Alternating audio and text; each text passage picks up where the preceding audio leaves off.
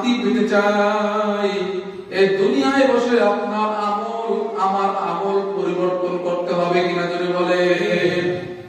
এই যে বললাম খাজা কুতুবউদ্দিন বখতিয়ার রহমাতুল্লাহ আলাইহি ভারতের জমিনে ঘুমিয়ে আছেন।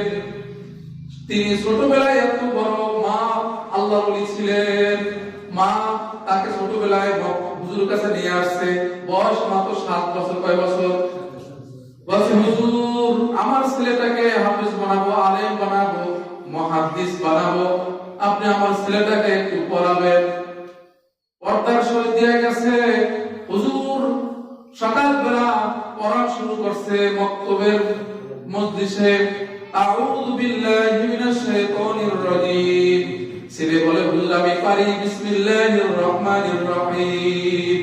হুজুর এক আয়াত পড়ে, বাচ্চা এক আয়াত পড়ে, হুজুর এক আয়াত পড়ে, বাচ্চা এক আয়াত পড়ে।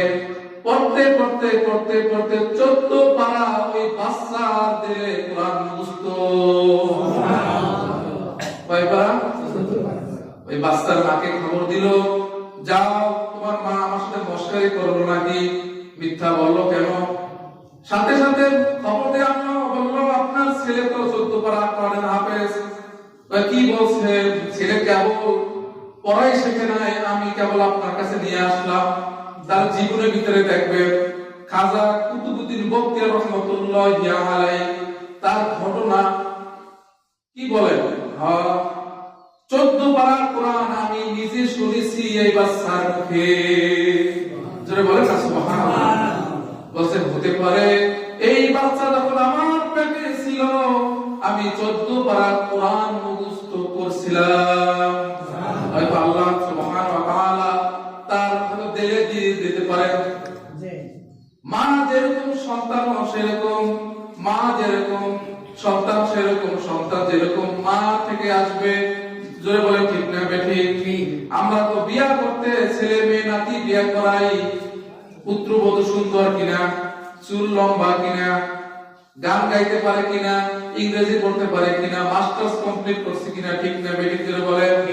আপনি আমি যদি এই চিন্তা করি যে এই পুত্রবধূকে বিয়া, আমার ছেলেকে বিয়া করবো, নাতিকে বিয়া করবো, নামাজ পড়তে পারে কিনা, কোরআন পড়তে পারে কিনা, পর্দায় কতটুকু থাকে, হালাল হারাম মাঝে মানে কিনা, যদি এইরকম আপনি মেয়ে আনতে পারেন, আপনার ঘরের ভিতরে জন্মাবে আব্দুল কাদের জিলানী। কি বলেন? মা যেরকম ছেলে সেরকম না। এই খাজা বখতিয়ার কুতুবউদ্দিন রহমাতুল্লাহ আলাইহি ইন্তেকালের সময় ওসিয়াত করে গেছেন। কার কাছে? খাদেমের কাছে। আমার জানাজা এমন একটা লোকে পড়াবে যে লোকটা 5-8টা গুণ থাকবে। কয়টা গুণ? ধরে বলেন। খাদেমকে ওসিয়াত করে গেছে, এমন শর্ত দিয়েছে এরকম লোক আর পাওয়া যায় না। বিশাল মাঠ, হাজার হাজার মানুষ জগত হয়ে গেছে। মাইকে সে ঘোষণা দিল তার খাদেম, আমার হুজুর বলে গেছে 4 গুণ যার ভিতরে থাকবে সে আমার জানাজা পড়াবে। কয় গুণ? জোরে বলে। হাজারো মানুষের সামনে মাইকে এলান করলো, 1 নাম্বার গুণ হচ্ছে যে তাহাজ্জুদ কোনদিন যার মিস হয় নাই। জোরে বলেন কি? নামাজ তাহাজ্জুদ পড়ে কখন? ফজর ওয়াক্ত হওয়ার আগে। কি বলেন? 1 নাম্বার। 2 নাম্বার হচ্ছে আসরের নামাজের আগে 4 রাকাত সুন্নাত আছে, সালাতুল হাজত। নাম কি? জোরে বলেন। যার 4 রাকাত আসরের সুন্নাত কায়দা হয় নাই ওই লোক আমার জানাজা পড়াবে। 3 নাম্বার হলো যে কোনদিন পর নারী চোখে দেখা গুনার কল্পনাও করে নাই। জোরে বলেন না সুবহানাল্লাহ। একে পাওয়া যায়? পর নারী চোখ দিয়ে দেখছে কিন্তু গুনার কল্পনাও করে নাই, গুনাহ তো দূরের কথা। এই কয়টা হলো? জোরে বলেন। জোরে বলেন না কয়টা হলো? এই 3টা।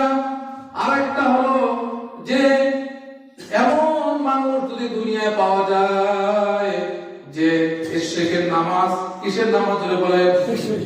ইশরাকের নামাজ কোনদিন কায়দা হয় নাই, এই লোক আমার জানাজা পড়াবে। জানাজার মাঠ থম খেয়ে গেছে, কোন লোক পাওয়া যায় না। একজন আল্লাহর ওলি হঠাৎ করে খাজা কি যে নাম, তার নামটা শোনা, তার নাম হঠাৎ করে একজন বলে দিয়েছে, ওই লোক